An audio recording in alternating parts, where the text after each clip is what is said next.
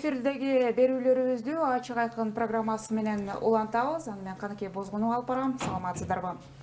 Орусия менен Украинанын ортосундагы тиреш, андан улам дүйнөдө жаралган геосаясий кырдаал биринчи кезекте өлкөлөрдүн экономикасына, валюта рыногуна өз алакасын тийгизүүдө.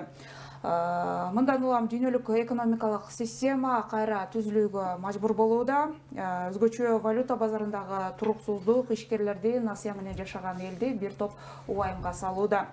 Ушундай кырдаалга байланыштуу бүгүнкү берүүбүздө мамлекеттик ипотекалык компаниянын иши тууралуу сөз кылалы деп атабыз. Анда ипотека берүүдөгү шарттар, экономикалык өзгөрүүлөр кандай таасирин берүүдө, бул мекеменин алдыдагы пландары тууралуу сүйлөшмөкчүбүз. Студиябыздын меймандары менен тааныштырайын. Мамлекеттик ипотекалык компаниянын пиар менеджери Жылдыз Бекбаева, ошондой эле экономист Алмаз Шабданов бар. Бир нече убакыттардан кийин Ак Босого турак жай сактык кредиттик компаниясынын жетекчисинин милдетин аткаруучу Айзада Усупова катарыбызга кошулмакчы.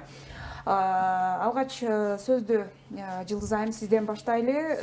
Айтсаңыз, азыркы экономикалык кырдаал дүйнөлүк экономикага да бир өзгөрүүлөр болуп атат. Ошол жагдайга байланыштуу мамлекеттик ипотека берүүдө мындай шарттар кандай болуп атат? Негизи эле акыбалыңыздар кандай?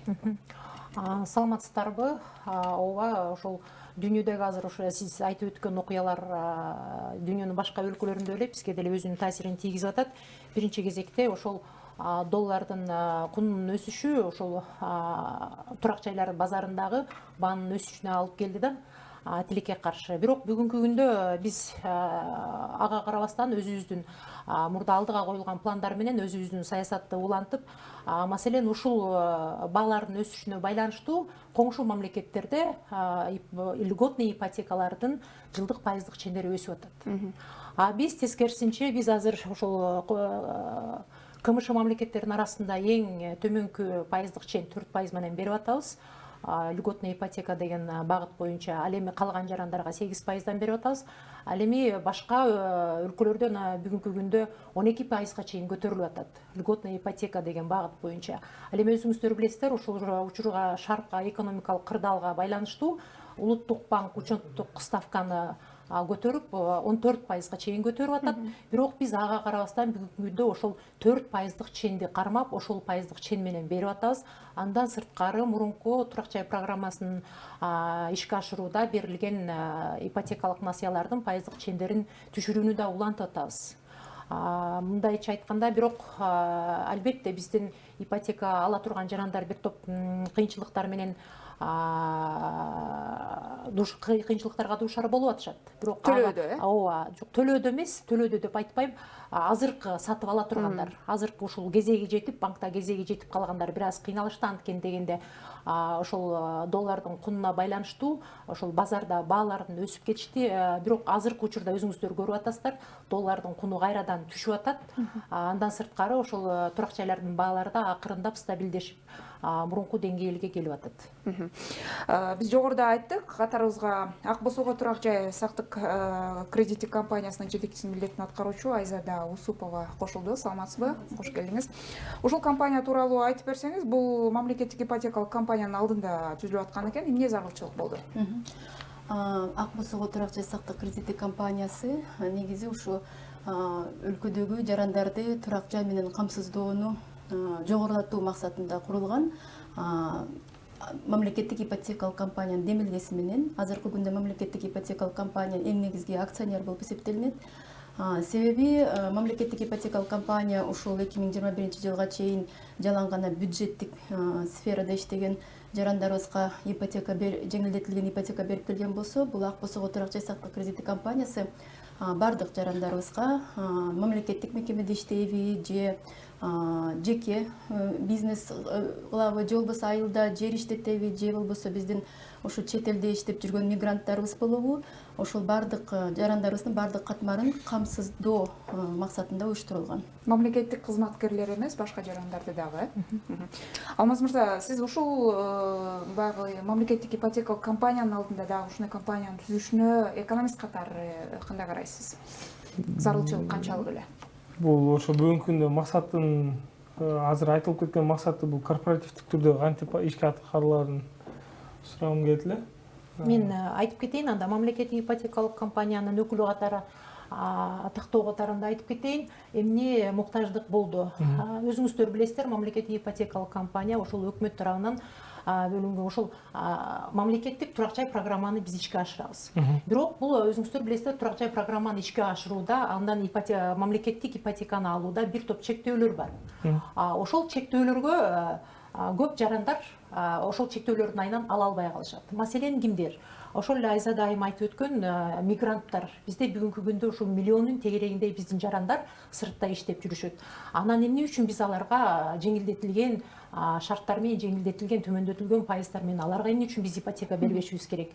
Андан сырткары ошол үйүн кеңейтүү, мисалы бизде талаптарда мындай бир комнат үй болсо дагы андан башка үй алууга мындай мүмкүнчүлүк шарт болбой калат да. Ал эми 3, 4, 5, 6 балалуу болгондон кийин бир батирлүү, бир комнат батирде жашашынын өзү эле бир чоң эмеде, ошондуктан алар чоңойтууга дагы батир алса болот. Ал эми азыркы күндөгү өзгөрүүлөр боюнча айта турган болсок, биз жакында ушул жылдан баштап этабы менен биз ипотекалык, мамлекеттик ипотекалык компания насыяларды биз ошол Акбосоо аркылуу беребиз. Эмне үчүн? Бизде мындай адамдарда бир аз мындай каржы жагынан сабаттуулук бир аз төмөн экен дагы. Бизде жанагы банктарга кезеги жетип, бизден одобрение алып банктан кезеги жеткенде көп жарандардын баштапкы төлөмү жок болуп калат.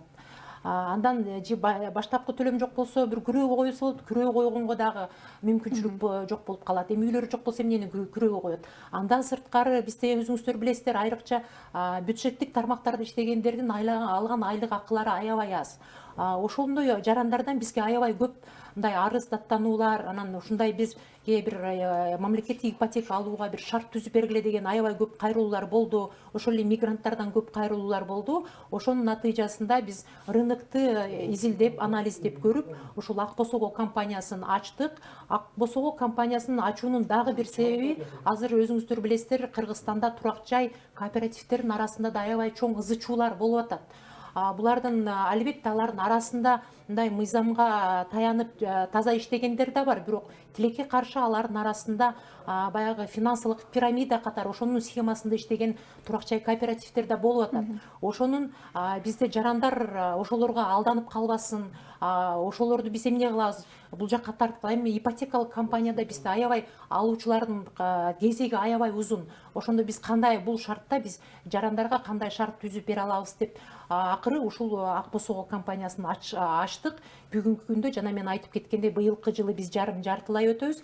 Кийинки 2023 жылдан баштап биз ипотекалык насыяларды ошол Акбосоо компаниясы аркылуу бере баштайбыз.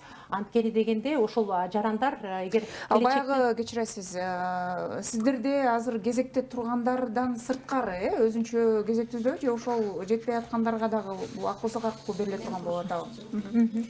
Ошол эле учурда шарттар тууралуу айта кетсеңиз, кандай шарттар менен? Ошол Акбосоо турак жай сактык кредиттик компаниясын түзүү чечим демилгесин мамлекеттик ипотекалык компания негизи 2016 жылдан баштап иштеп келген, иштеп чыккан.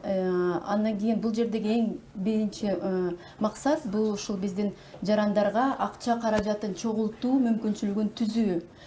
Себеби азыр эле айтып кеткендей, Жылдыз айым ушул мамлекеттик ипотеканы алаарда дагы кезекте туруп, бирок ошол биринчи баштапкы төлөмү жок жарандарыбыз көп үчүн кезек дагы ошон үчүн дагы узарышы мүмкүн, баштапкы төлөмү жок үчүн. Кезек келгенде баштапкы төлөмү жок болот. Ошондуктан эмне үчүн Акбосоо турак жай сактык кредиттик компаниясын өзүнчө ачкан себеби, биринчи себеби ушул акча каражатын түзүү мүмкүнчүлүгүн түзүүдө, мындай нерселерди акча каражатын чогултууда, мисалы ошол эле кооперативдер же Акбосоо турак жай сактык кредиттик компаниясы банктар деле акча каражатын чогултууда улуттук банктын лицензиясынын негизинде иш алып барыш керек. Кандай гана мекеме болбосун, акча каражатын чогултуу бул финансы мекемеси көзөмөлдөө болуш керек, мамлекеттин көзөмөлүндө. Ошондуктан биринчи максаты бул ошол улуттук банктын лицензиясын алуу болгон. Улуттук банктын лицензиясы бүгүнкү күндө Акбосоо компаниясына эки укукту берет. Биринчиси ушул жарандардан акча каражатын чогултуу мүмкүнчүлүгүн берүү үчүн депозитти кабыл алуу, жана экинчиси турак жай насыяларын берүү. Ушул лицензиянын негизинде Акбосоо турак жай сактык кредит компаниясы бүгүн иш алып барат. Ошондуктан бул биринчи максаты болдубу, экинчисинен ошол өзүңөр бардыгыңыздар билгендей, мамлекеттик ипотекалык компания бул коммерциялык банктар аркылуу иштейт. Себеби коммерциялык банктар ошол депозитти кабыл алууга же насыя берүүгө укуктуу. Ошондуктан банктар аркылуу иш жүргүзүп келген. Чындыгында ошол стратегияда, мамлекеттик ипотекалык компания стратегиясында келечекте ошол насыяларды өзүнүн ошол туунду компаниясы аркылуу берүү болгон да. Кандай шарттар менен берилет? Шарттары менен бүгүнкү күндө негизи шарттары ошол үй алууга керектүү сумманын 50%-ын чогултуш керек. Калган 50%-ын компаниядагы арзандатылган пайыз менен берет. Бүгүнкү күндө анан ушул азыркы экономикалык абалга байланыштуу жана ошондой эле биздин министрлер кабинети мамлекеттик ипотекалык компанияны капиталдаштырууга каражат көбүрөөк бөлүп, бул жылга көп каражат, мурунку жылдарга салыштырмалуу көбүрөөк бөлүштүрүп, ошол бөлүштүрүлгөн каражаттан дагы ак босого да каралып жатат, уставдык капиталын көбөйтүү боюнча.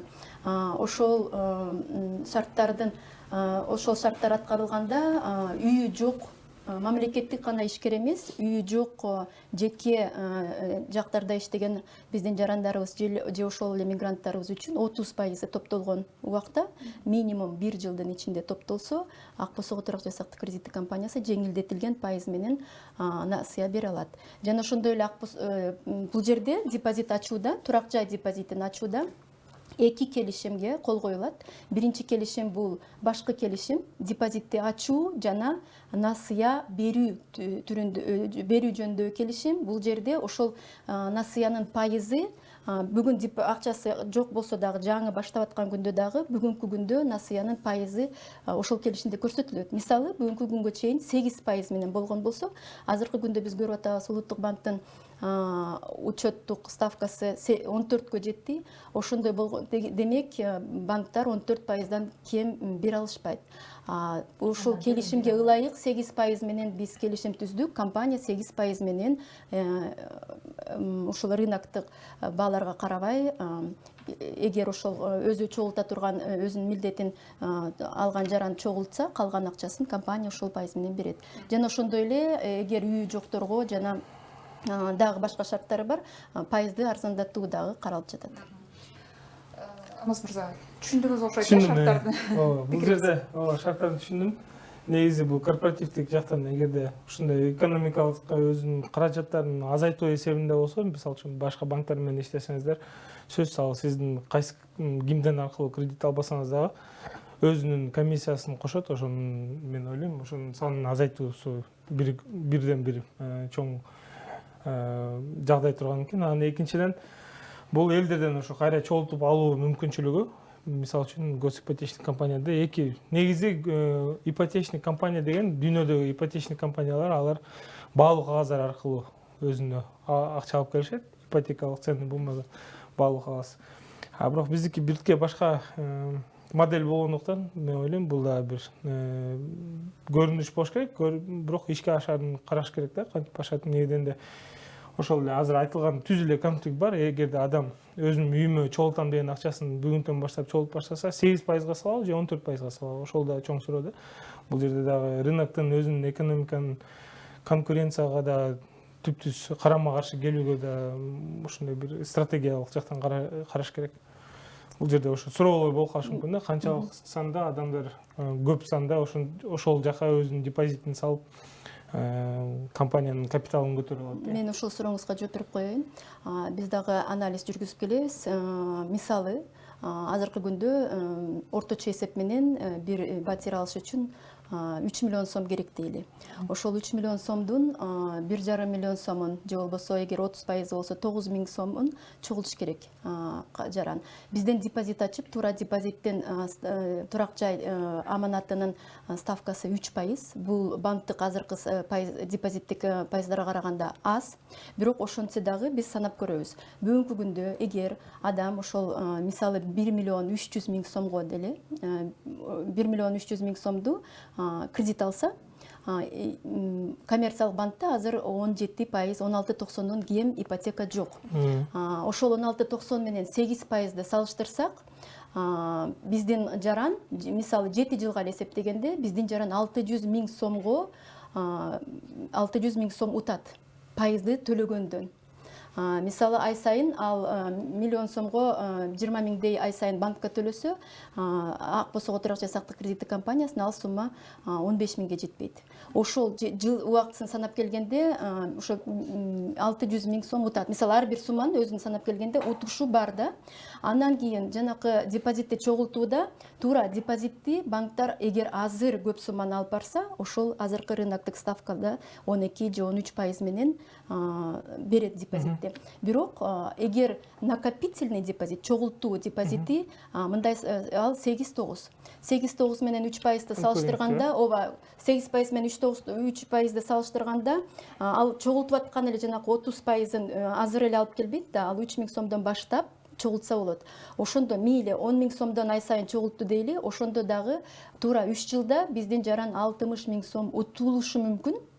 Ошол мисалы 10 миң сомдон ай сайын салды 3 жылдын ичинде 60 миң сомго утулушу мүмкүн экен. Бирок келечекте кредит алганда ал 600 миңге утат.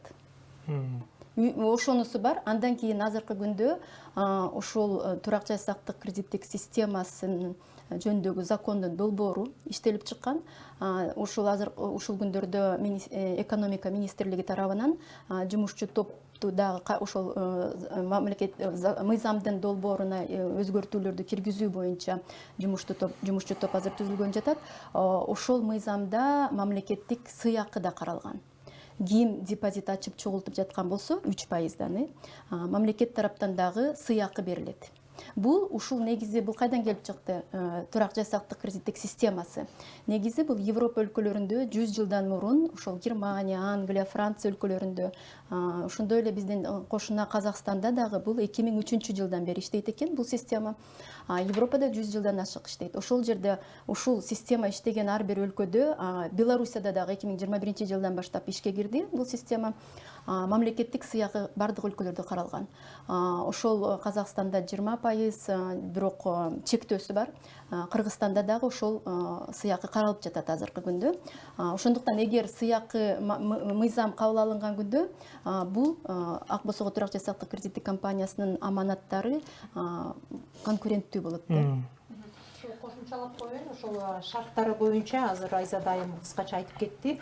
Ошол мен жарандарга кайрылып кетет элем, эгер сиздер эртең бүрсүгүндө барып депозит счет ачып, ошол акча чогултуп баштасаңыздар, бул сиздер канча пайыз акчаны чогултсаңыздар, сиздин келечектеги ала турган ипотекаңыздын жылдык пайыздык чени ошого көз каранды болот.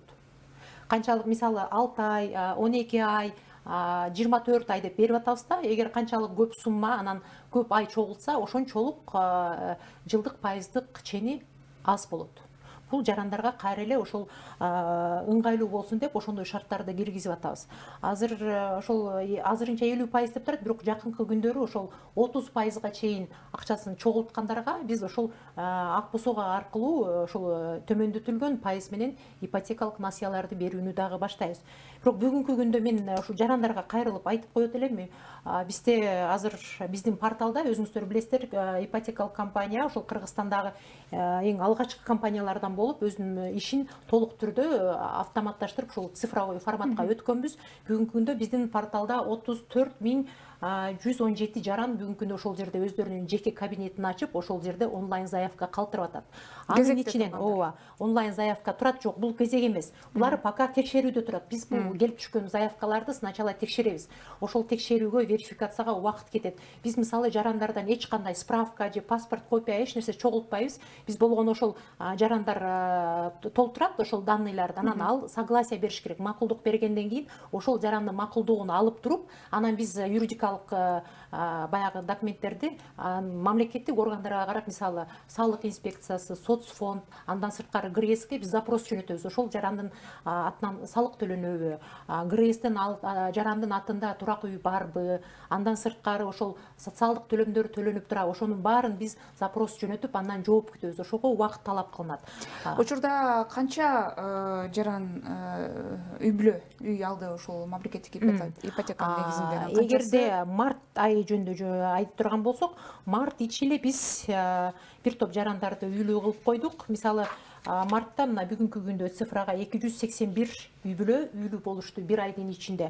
Ал эми 2021 жылы сентябрь айында билесиздер, каржылоо башталып, анан октябрдын ортосунан биз ипотекалык насыя бере баштадык. Анткени дегенде банктардын баягы заявкаларды кароодо мөөнөтү созулуп кетет да, ошондуктан биз октябрдын орто ченинен бере баштадык. Ошондо элестетиңиз, биз кыска мөөнөттүн ичинде эле 2,5 айдын ичинде биз 446 ипотека берип атабыз. Мунун суммасы 1 миллиард 174 миң сомдон ашык суммага. Бүгүнкү күндө биз ипотекалык насыяларды дээрлик 1000дей жаран алды бүгүнкү күнгө чейин. Ошол жаңы менин үйүм 2021-26 турак жай программасы башталды. Ошол каржылоо башталгандан бери бизден 1000дей жаран алды. Ал эми суммасын айта турган болсок 2 миллиардтан ашты бүгүнкү күндө.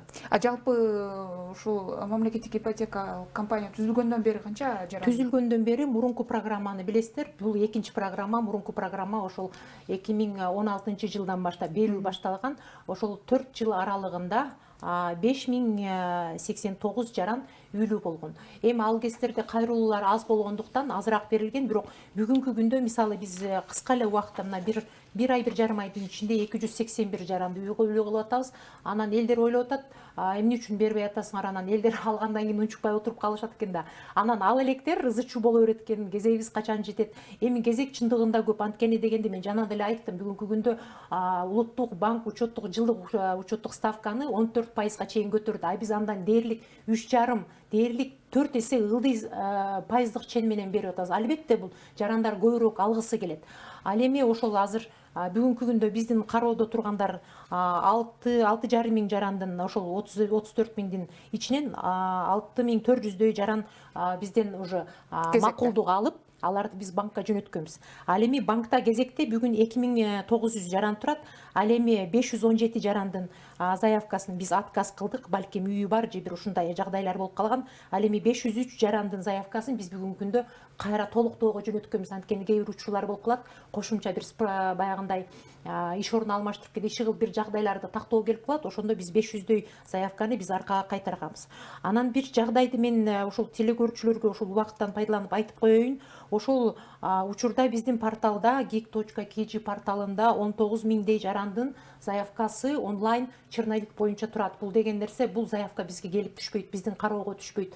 Ал жарандар биздин порталга кирип, регистрация кылып коюп эле чыгып кетип атат. Регистрация кылгандан кийин кайра кирип, ошол жерде заявканы толук түрдө толтуруш керек. Анан өзүнүн персоналдык данныйларын, паспорттогу данныйлары, иштеген жерлердин данныйларын баарын киргизип, үй бүлө мүчөлөрүн киргизип бүткөндөн кийин макулдук бериш керек. Анан ошол макулдукту алып, андан кийин биз текшерүү иштерин баштайбыз да. Бүгүнкү күндө ошол 19 миңдей жарандын заявкасы черновик болуп турат. Ошол жарандарды мен чакырып кетет элем. Сиздер ошол өзүңөр ошол биздин порталга кирип, өзүңүздөр ачкан жеке кабинетке кирип, өзүңүздөрдүн заявкаңыздарды текшерип койгуңуздар. Анткени убакыт өтө берет, сиздер күтүп отура бересиздер, бирок сиздердин заявка биздин кароого учурда келип түшө элек. Берилди, берилген жок деген нерсени билбей да калышы мүмкүнбү? Берилген. Мисалы мындайда, эгер бизге текшерүүгө заявка келип түшкөн болсо, жаранга СМС билдирүү барат. Сиздин заявкаңыз ГИК тарабынан кабыл алынды, текшерүүгө кабыл алынды деп. Ошол акырында подтвердить деген кнопка кээде басылбай калып атат да. Ошол кайсы бир этаптарда бир цепочка үзүлүп калып атат. Ошон үчүн аягына жетпей калат. Ошон үчүн жарандарды мен суранып кетет элем. Анткени биздин сайтта пошаговый инструкциябыз бар. Аларды скрин кылып да киргизип койгонбуз. Ар бир кадам сайын эмне кылыш керек. Ошого кирип, кунт коюп, угуп чыгып, анан кайрадан толтуруп чыгыш керек. Ошолорду карап, кайсыл жерде эмнени толтурбай калды, карап толук толтуруш керек.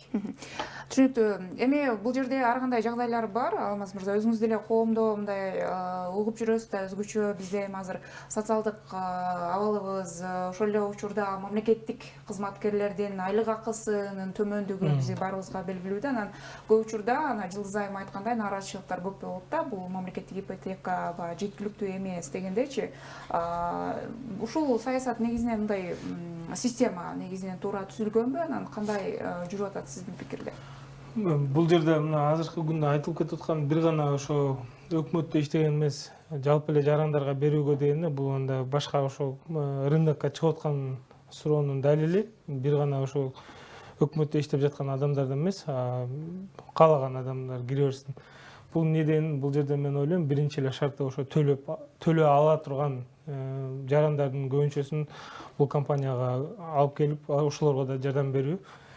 Бул жерде да түшүнүшүбүз керек, мына айтылып жаткандай 35 000 адам каттамда болсо, бул жерде 1000 адамга берилген болсо, бул капитализация жагынан компанияныкы материнский компания же дочерний компаниясынын капитализациясы өтө төмөн. Эмне дегенде азыркы айтылып кеткен суммаларды болжол менен санаганда 60 миллиард сомдой керек. Жанагындай 33 000 адамдын ошо калоосун, үйлөрүн алып берүү. Бул өтө чоң акча. Эмне дегенде бул биздин ВВПнын бир 15-20%-на чейин жетип атат. Бул эмне дегенде ошондуктан бул толук биздин экономикабызга жана үйгө болгон мажбур болгон адамдардын жарандардын ошо сурет алабына жооп бере алат деп айта албайбыз бүгүнкү күндө.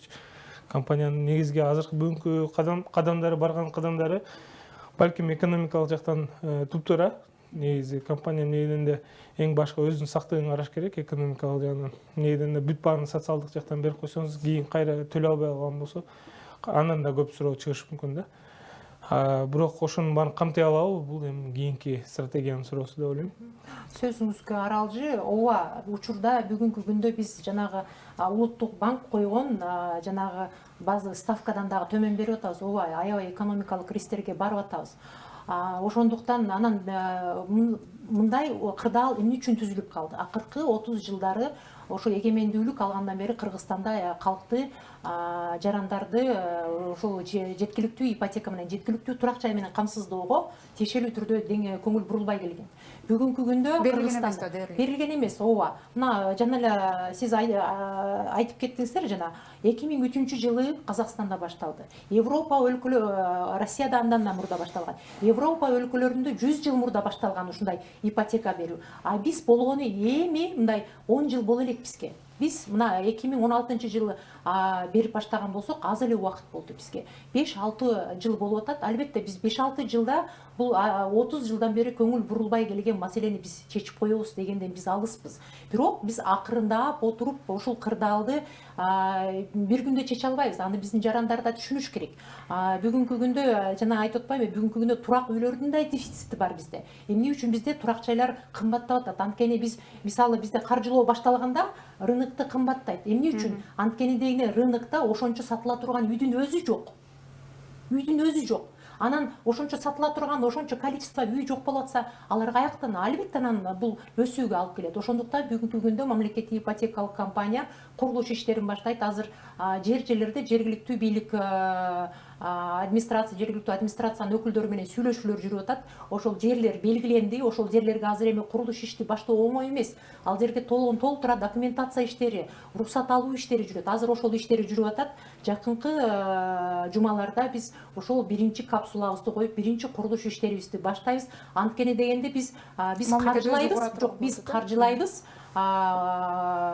Гострой курат, анан курулуш компаниялар курат. Курулуш компания ошол эле муну бардыгы өзүнүн адистери кылыш керек. Биз каржыны бөлүп беребиз, курулуш компаниялар курат. Анан эми биз курулуш иштерин баштабасак, бүгүнкү күндө биз турак жай базарында биз азыр абалды өзгөртө албайбыз. Биз даяр ушул классический ипотека берүү менен биз абалды өзгөртө албайбыз. Ошондуктан да акыркы жылдары Кыргызстанда кандайдыр бир деңгээлде экономикалык өсүш болуп, курулуш жаатында аябай жакшы өсүштөр болуп атат. Бирок жанагы дефицит бизде калктын демографиясы аябай өсүп атат. Мисалы, Европа өлкөлөрүн алсаңыздар, бир жаранга бир 40 квадрат метр, 50 квадрат метр тур келет. Кыргызстанда канча квадрат метр? Сиз кантип ойлойсуз? Кантип ойлойсуз? Кыргызстанда 13. 13 албетте, бирок аз стандарт боюнча бир 30-дун тегереги болуш керек экен. Жок дегенде 20 болуш керек экен.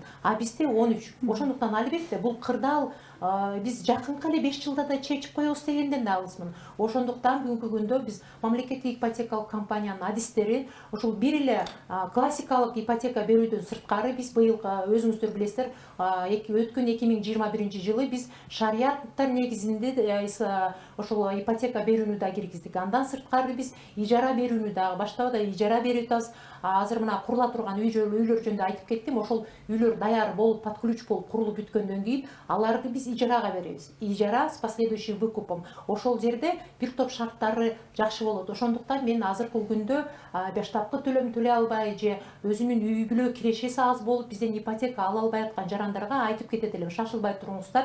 Анткени дегенде жакынкы келечекте биз жаңы үйлөрдү куруп, ошолорду биз сиздерге ижарага беребиз, 25 жылга беребиз.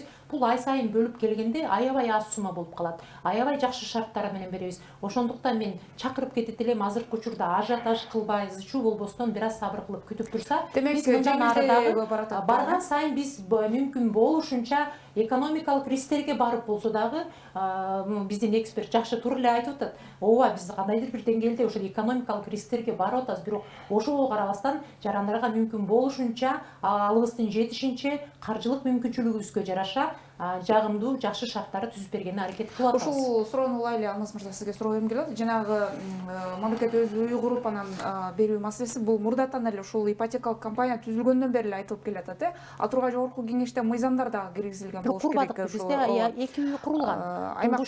Туңгушта үй курулду. Ал жерде мугалимдерге, андан сырткары врачтарга берилди. Азыр алар ижара төлөп жашап атат. Анан нарында да берди. Анан калган аймактарда курулуп жетишпей калган. Эми биз ошол ал пилоттук негизде курулду. Биз көрдүк бул кандай иштейт экенин, ал жакшы экенин. Албетте жакшы натыйжа берди. Ошондуктан биз бүгүнкү күндө кайрадан ушул багытты дагы алып кетүүнү улантабыз. Сиз кандай ойлойсуз ушул нерсе мындай эки жак, анткени сиз айтып атпайсызбы, экономикалык бир тобокелдиктерге барып атабыз депчи, ошол жагы дагы болуш керек да, анткени биздин мамлекет азыр мындай экономикасы жакшы деп айта албайбыз, чындыгындачы кыйынчылыктар бар, дүйнөлүк кырдаалды караганда деле кризис бардык жерде.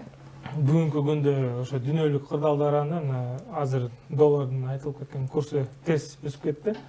Ага биз эч кандай таасир эте албайбыз, дүйнөдө болгон окуяларга, ушундай экономикалык агымдарга каршы бара албайбыз. Бул рисктер менен да иштеш керек. Компания өзүнүн валютный риск деп коет. Валютный риск бар болгондо андай хеджирование фондун түзүш керек. Бул отдельный статья өзүнүн бухгалтериясында. Ошо валютага болгон своп операция болот. Көп да инструменттер, ошону хеджировать эткен инструменттер бар. Рисктерди ошол азайтуу жумуштары. Анан айтылып кеткендей эле ошол бүгүнкү күндө сөз түшүнүшүбүз керек. Бизде үй курулушунда канча материал сырттан келет, канча импорт товар. Ал импорт товардын индексациясын кылып, биз ошо курстан канчалык көз карандыбыз, ошонун тизмесин, мисалы үчүн арматуранын, калган бетондун, ошолорду же баасын турукташыбыз керек алдын ала.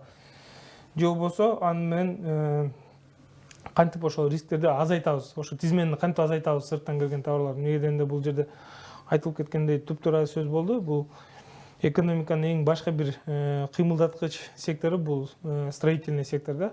Анан азыркы айтылып кеткен бүгүнкү эле күндөгү тизмедеги адамдар бул экономикадан түптүз көз каранды да. Негеден көптөгөн квадратный метр, көптөгөн жарандар тизмеде турат. Ошондуктан бул жерде бир гана компаниянын ичинде эле суроолорду карабастан, бул жерде жана кесиптикти да бөлүш керек. Неден бул профессионалдуулукту эч качан артка тартпашыбыз керек. Мен өзүм кура алам, өзүм каржы алам, мен өзүм акча таба алам дегенде бул жерде сөзсүз бир рисктер пайда болот да. Дүйнөдөгү мамлекеттин өзүндө чоң рисктер пайда болуп калышы мүмкүн. Кайрадан эле акосого келели.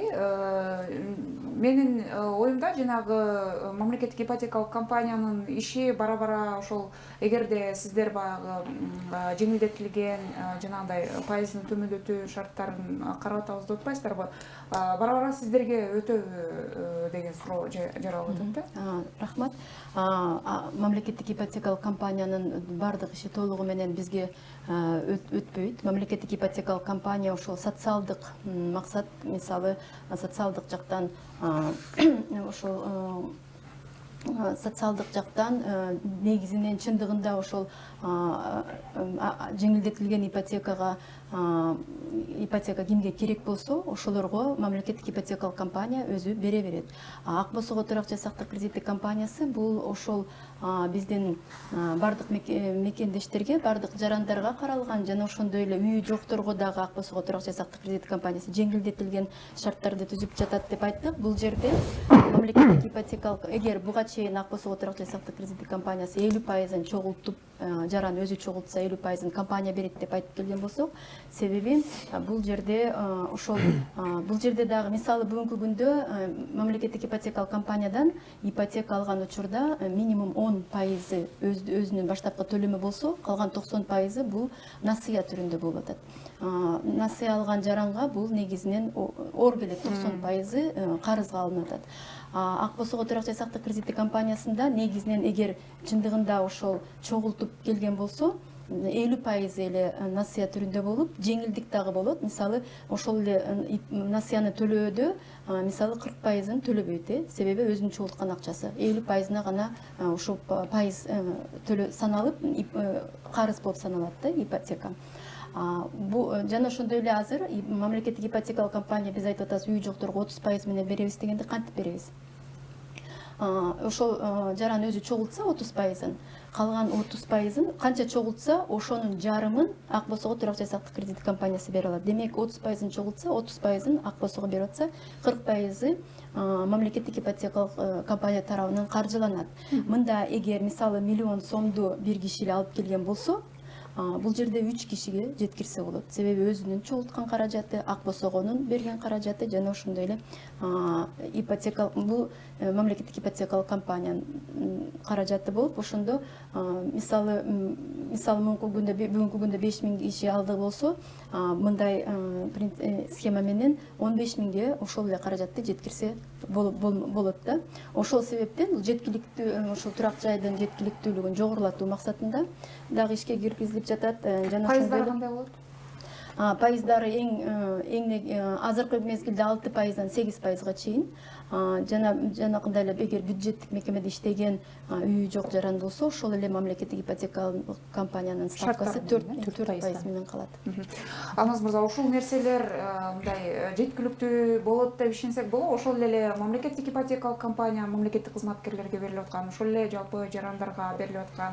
Анткени бизде күндөн күнгө инфляция өсүп атат, ошол учурда баягы кымбатчылык, бардыгы кымбат, анан айлык акы эми инфляцияга карап көтөргөнгө бизде мүмкүнчүлүк жок болуп атат да, чындап.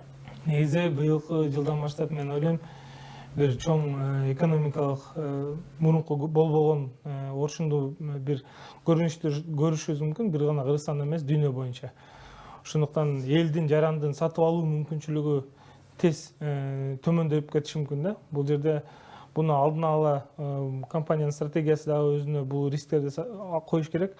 Биздин жарандар да түшүнүп билиш керек да. Бирок негизи модель, каржылоо модели туура эле деп эсептейм, бирок ошо сатып алуу мүмкүнчүлүгү болобу? Эгерде сатып алуу мүмкүнчүлүгү жок болсо, анда өкмөт тарабынан бул эле ушул эле ипотека, гос ипотека жараштуу, анда башка субсидия болобу, же болбосо башка бир программа болобу, өкмөттүн программасынан кошумча акча каржылоо керек болушу мүмкүн да. Эмне дегенде бул жерде бул бир гана жаранга жана үй эле сатып берип коюп бир жакшылык кылган эмес. Бул жерде бул экономикага да эгерде түрткү өнүгүүгө берем десең, ошо строительный бизнестен башташ керек. Эмне дегенде биздин азыр айтылып кеткендей эле, эгерде бир адамга, бир жаранга 13 эле квадратный метр бөлүнгөн болсо, жалпы бөлүштүрүп келгенде, анда бул жакта потенциалыбыз өтө чоң. Ушул жакта инвестициянын же болбосо акчанын кайра экономикада айлануусун пайда кылуу жолу ошолдон бирден бири болушу мүмкүн. Ошондуктан бул жерде жарандардан гана эмес, бул жерде көз карандуулук бул ошол эле мамлекет тарабынан, бирок бул кайсы жерден ошол каржылоо болот, ошончо акча болобу, бюджеттен неден